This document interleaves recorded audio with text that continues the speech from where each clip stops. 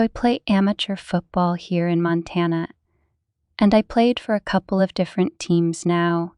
In this one game, I played back in 2014 though, and it really, really badly.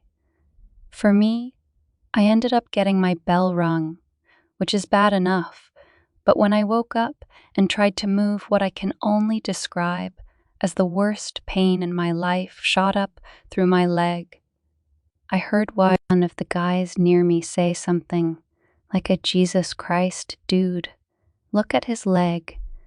I knew it must have been pretty bad, but what I didn't realize is that it was a complete compound fracture that would take more than a year to fully heal. My tibia had torn right out through the meat of my skin, meaning I needed to be rushed into surgery or I might actually have lost my leg.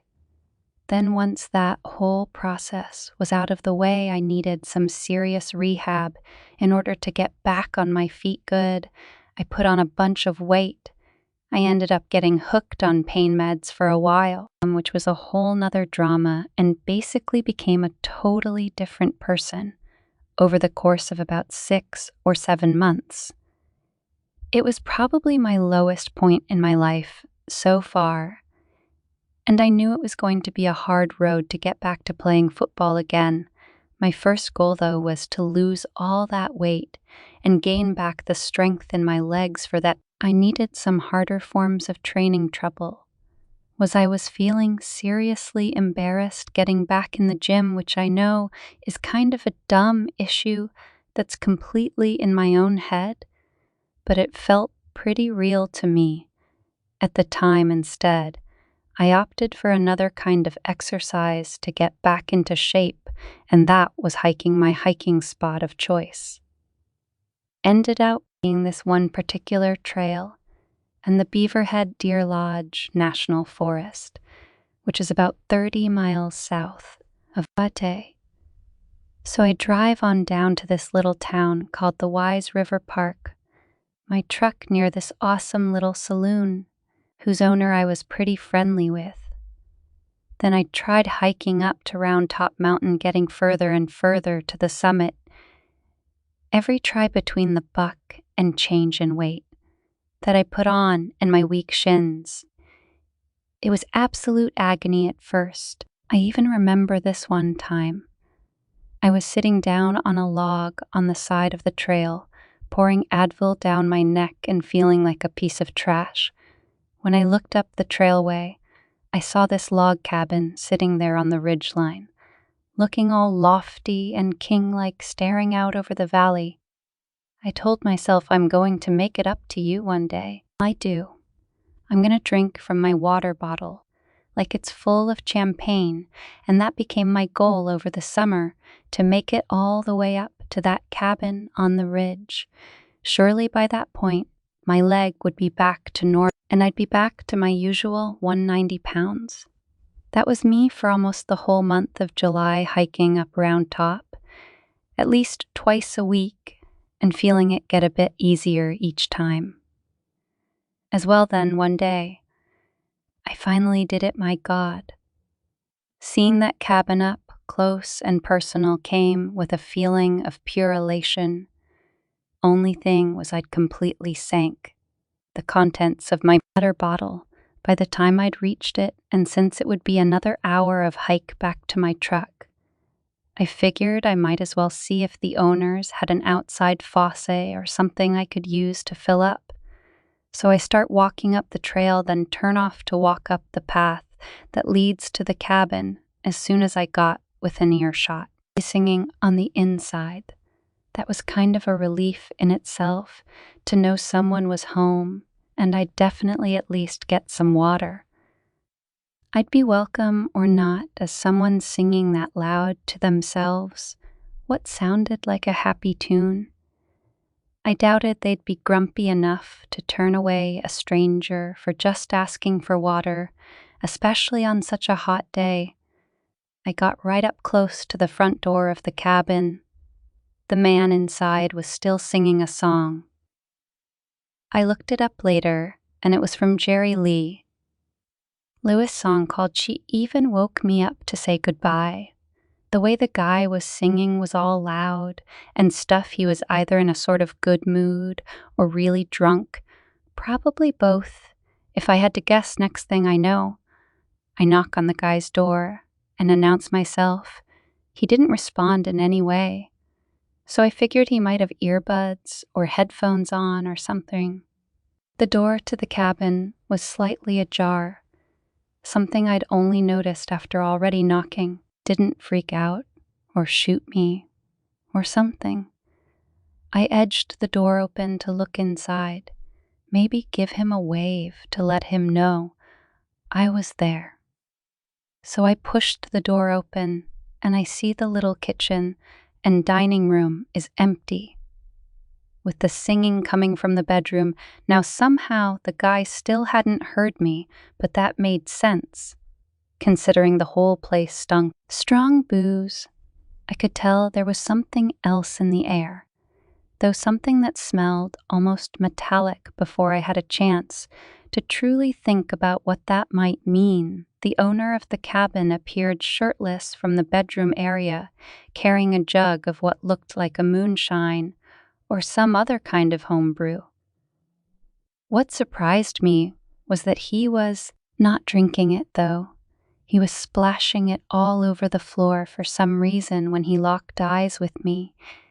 He had this oh crap kind of look on his face that made me instantly nervous as I was starting to back out of the open doorway. I noticed why he'd look so frightened about being disturbed in the corner of that small room. He'd emerged from there, was a woman sitting slumped on the floor, with her back to the wall. Above her, coating the wall, was a smatter of blood like she'd slid down the wall after being shot or something. I turned to run, not even thinking about it. I knew I needed to get out of up there instead of running the nice way I came, though, which would have made me an easy shot. Should the guy pull a gun or something, I went running through the trees at the side of the house. For more cover, keep in mind, I couldn't run properly at this stage in my healing. My shin was hollering at me. Something fierce. If I had gone off running the way of the trail, the man would have been able to just line up his sights and shoot me down like fish in a barrel. My fears were confirmed when I heard a gunshot ring out behind me that really got rid of the pain in my leg almost instantly. Adrenaline is one heck of a drug. As it turns out, I almost went tumbling down the slope. A bunch of times, I think I skidded down on my butt for most of it. But eventually, I got to a point where I felt safe enough to pull out my cell phone and call 911. I was able to tell the cops about the body and the shot I thought had been fired at me. And the guy looked like he was about to burn the place down, so they better get there quick. Again, there was no fast way of getting up a steep hill like Round Top, so by the time the cops got there, the place was fully ablaze. Now I think that was the case anyway. I mean, I could see the smoke rising all the way from my car when I'd hiked back down after I drove back home. I only got the full story when the cops came to talk to me about exactly. I'd seen, turns out the guy had gone through his wife's phone or something and found out she was cheating, flew into a rage, and blasted her. Only what I didn't see was that he'd shot his 2 kids too, and he'd stacked their bodies on the bed before dousing the place with what the cops believed was some kind of homemade liqueur. The sound of the shop was in him coming out to take a shot at me. He'd walked outside his burning cabin and shot himself in the face right out front. That was the shot I'd heard, the one that made me run like hell. It made for a real open and shut case from what I can tell. Not much to investigate, not many questions to ask, just a whole lot of insaneness that's better left forgotten about, I suppose. But then again, what if you can't forget about it? What if every time I looked south up at the hills, I think about the way he was just singing to himself after he took his whole family's lives. Why he wanted to make them victims of a situation that was so messed up to begin with. How can a person feel that entitled to the lives of their own children? Like I said, I think I've come to the depressing conclusion that things are mostly fleeting than seeing something like I did up there on Round Top. Those bad things I was talking about. They have a habit of staying with you for much longer than anyone would like them to me stay. One of the worst days of my life started when me and a hiking buddy of mine came across this run-down old hunting cabin out in the woods. I mean, it was so shabby looking that we couldn't have imagined it being anything but abandoned. So we didn't see any harm in exploring it a little bit before we moved back onto the trail we'd been wandering down. We walk inside, start looking around, only to see that it didn't look abandoned at all. The stove had clearly been in use some time, with last day or so, as it still smelled like burning wood. There were food wrappers strewn about with what looked like some torn open first aid supplies. As well, someone had definitely been there recently, and continuing our little trespassing. We decided to move on instead of risking making the owner angry or whatever then. Though that's when we heard this really faint noise coming from somewhere, something that sounded an awful lot like a person's voice. I looked at my buddy. You hear that we both stood real still for a second and strained our ears to hear a distinct "help me" coming from beneath us. This hit us like a ton of bricks. We started looking around for some kind of hatch or something, and ended up finding the opening to a root cellar outside. We opened it up only to find some random guy covered in blood with what we thought was a gunshot or stab wound to one of his legs. We asked the guy what happened, and his reply was honestly one of the most hauntings I've ever. "You have to help me. He'll be back soon, Jesus dude." It was like something out of a horror movie, like that stomach-dropping moment you realize that the main characters have just stumbled upon a world of trouble, only this time we were the main characters. And this wasn't some dumb story with a happy ending. It was real, and we had no idea what to do. Kept on asking him, "Who'll be back? Who did this to you?" But the man kept begging us to get him out of the cellar. Obviously, that was the first thing we did, as he basically answered our questions in the way that he was all messed up. And obviously scared of whoever was coming back, we helped him out of that cellar, got one of his arms over each of our shoulders, and helped limp down the trail back towards where we'd first walked onto it. No one ever caught up with us, or anything. The person who had shot or stabbed him never rounded the trail behind us. But my God, the whole time, I was checking everything, expecting some knife-wielding psycho to emerge from the woods and tent on killing us. We managed to flag down a truck that was passing down one of the main roads that ran through the park. The guy inside was nice enough to rush the dude to the hospital, even though he'd gotten blood all over the upholstery. Turns out the guy survived, and the person who had attacked him was his hunting buddy, who had snapped after some kind of trivial argument. It's crazy that someone would do something like that to a person they called a friend. But I guess weirder things have happened. Definitely the scariest thing that's ever happened to me while out on a hike. Buddy says the same thing too. It was that line of "he'll be back soon" that I'll never forget. So it was so eerie. It had me trembling with fear as we rushed to help this guy get to safety sometimes. I wonder just how close the guy chasing him actually was. Maybe if we'd been a bit earlier or later, the guy who'd done it might have done the same thing to Wang, just to keep us quiet for and so.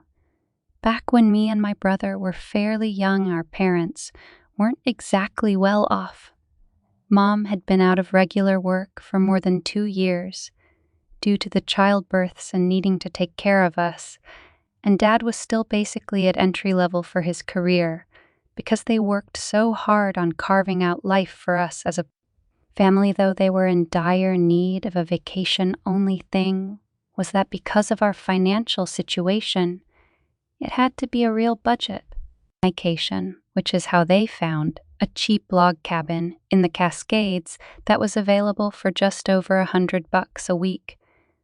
From what they told us, it wasn't like one of those too good to be true kind of deals either. There wasn't anything remotely suspicious about that place, though it was rough around the edges from what the owner told them it was. Quiet, secluded, and well off the beaten path. The perfect place to get some peace and quiet away from the hustle and bustle of Seattle. I think all it took was making sure it was safe for kids, ensuring there were no bodies of water around or anything. Then they went ahead and booked it for 5 days in June or July. I was really into animals and stuff back then still, and really my brother was a pretty chill kid. Something to keep himself occupied. When we arrived at the cabin, we were both pretty excited with these new surroundings, even if it meant we had to share a bed in a small, rustic-looking one-room cabin. We didn't care if it was too small, or if it was in the middle of nowhere. It was like a real adventure to us. At that age, being so immersed in nature was something I particularly found really exciting. The first day we arrived, in the early afternoon, I remember running around the cabin with my mom before she took my brother and I out to explore the surrounding area. We had a small dinner that my dad cooked on the stove with the groceries we'd bought. Then we ended up playing board games until it was time for bed. Everything was really good for the first day. It was only during the night that I noticed something seemed to be off. I remember waking up in the middle of the night to find that my dad was out of bed, and over by the small window near the cabin's front door, Mom was set up as well, whispering to him in the low of light. My brother was fast asleep as I asked him what was wrong and why Dad was out of bed. I remember them both kind of jumping. When I spoke, I guess I'd surprise them. They told me Dad couldn't sleep, the bed was too small or something, and he was letting Mom get some sleep before he went to bed himself. I remember thinking that was kind of a weird explanation. The bed looked plenty big for me. At that age, kids just kind of take their parents' word for stuff like that. Though don't they? As continued to whisper to each other in the darkness. I went back to sleep. The next morning, Mom and Dad were sat at the table, looking all worried and stressed out about something at that age. But I was still excited to be on vacation. I was definitely excited to get back into the great outdoors to try and spot some animals. I asked if I could play outside, and my parents said it was okay, just as long as I didn't go anywhere near where they couldn't see me from the window.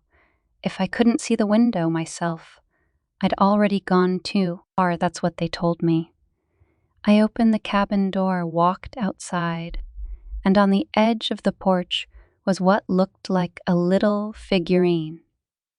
It was shaped like a tiny little man. It looked to me like it had been carved out of wood or something. I remember picking it up and playing with it for a little while, making the little guy run to the grass, out onto logs and stuff. Next thing I know, I saw one sitting on the hood of my mom and dad's car as well. Naturally, I ran over to grab that one too. Now I had 2 little stick men to play with. I was in the middle of my little game when my brother came outside. He's older than me, and back then, He was definitely more attuned to Mom and Dad's moods. He told me something was wrong with them. They seemed worried or sad about something that made me sad too. This was supposed to be a happy vacation for us all, an adventure, just like they'd said. I remember it being much harder to have fun after that, knowing my mom and dad were worried about something. Still, I showed my brother new toys and invited him to play along with me. I gave him one of the little figurines. Then he kept asking to play with the other one too. It wasn't long before an unimportant childish scuffle started between he and I. He attempted to wrestle the little figurine out of my hand. It didn't take long before I started to cry, which prompted our mom and dad to come running out of the cabin at the sound. I don't remember them running out with any particular urgency, but years later they told us that sound terrified them in the moment, especially in light of what had happened the night before. They asked what we were fighting over, and that's how they discovered the little white figurines we'd been playing with. Right then, my dad took them from my brother, and he immediately started asking us, "Where did you get these? Tell me where they were." He was so angry that my brother started crying too.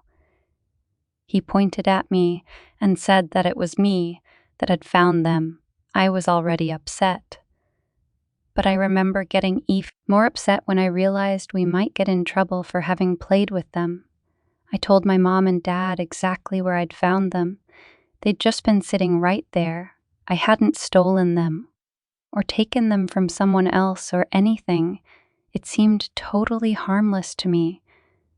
Just playing with little wood-carved figures.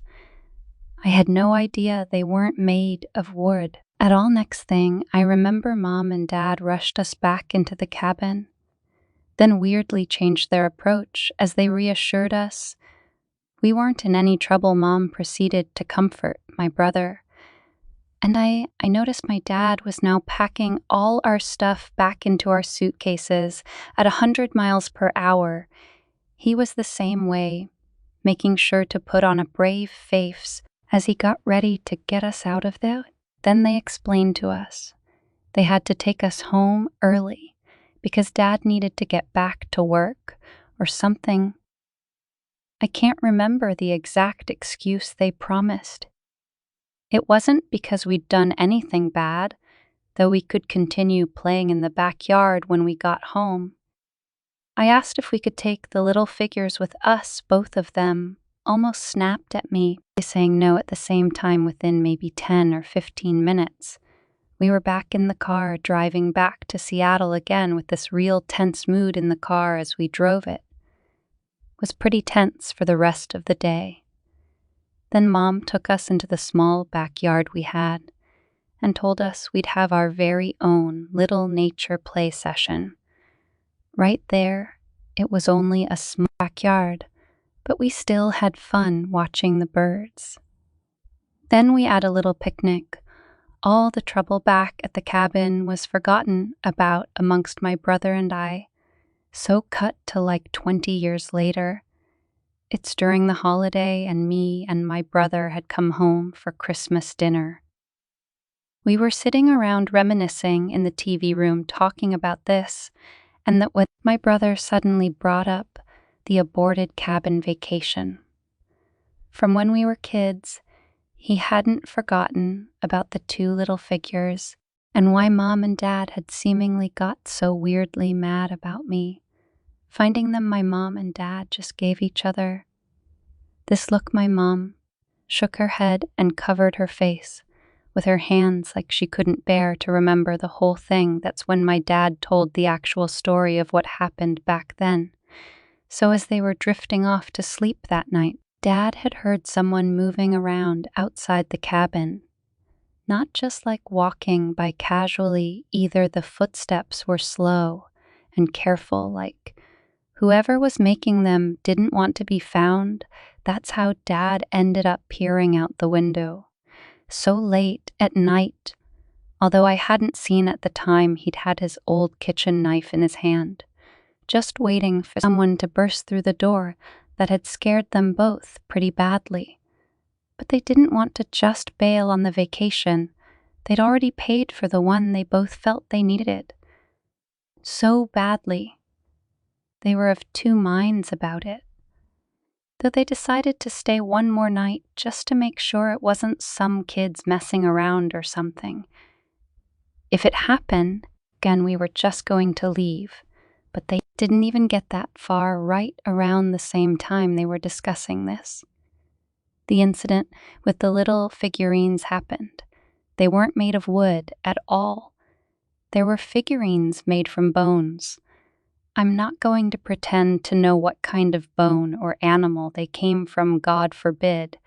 They came from a person or whatever, but like I said, my dad was smart enough to recognize the texture and realize that whoever had been outside the previous night must have left them there for some reason. I mean, you don't leave bone figures on someone's porch. As a welcome gift, do you not in the middle of the night anyway, instead of sticking around? Like they thought they just said, let's get out of there. My dad figured he could protect the family from some lone peeping Tom or something, but from someone who carved stuff out of bone to leave, as a warning that wasn't someone you wanted to go up against in the middle of nowhere personally. I think that was a smart move myself, and I respect them for making the hard decision they had to this song. It started a couple of days ago, about July 5th or so. I'd get a random call from FedEx around 10 p.m. where they asked me for my name and my address, which they already knew. I gave it to them thinking it might be a package that was lost and somehow found its way back to my home. In hindsight, I should have known FedEx doesn't deliver past 8 p.m. here in Canada. I didn't think anything of it, though, until I got another phone call from them, saying they couldn't find my unit number. They asked me to come out to the roundabout nearby my place. My dad immediately thought this was really weird, so he patrolled the area to find these people. My dad did around 4 laps. The first lap, there wasn't anything there then, though. Curious, and joined him for the second one yet again. Nothing. My dad did a third lap around the house, only to find a gray SUV.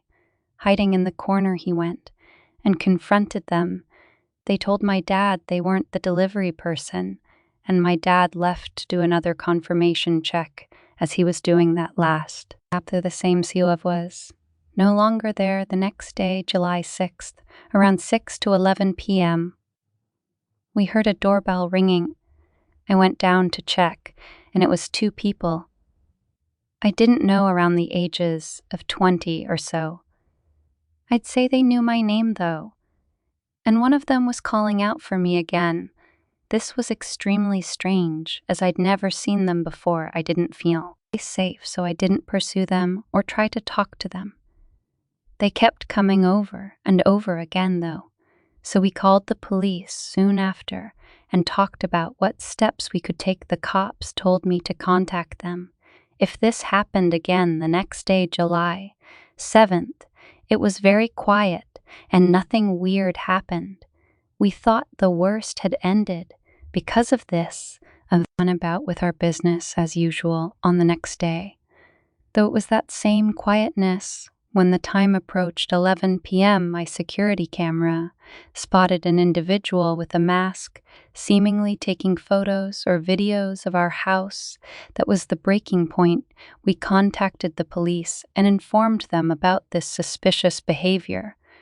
Just when we thought finally over, I was casually in the living room around 3.